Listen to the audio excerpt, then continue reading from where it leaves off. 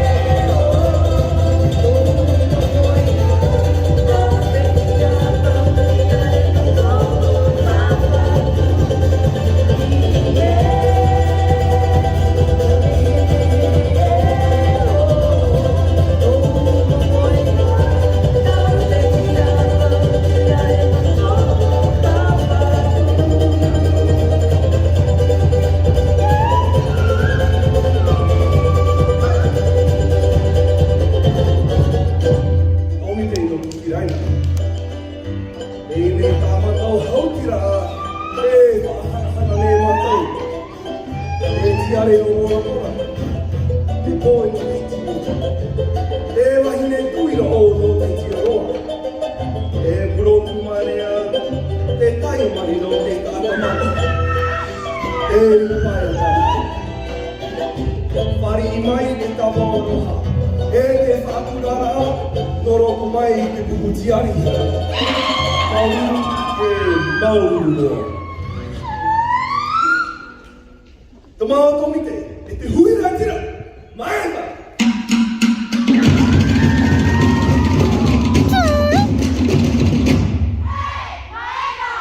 pukuatiari hinano manava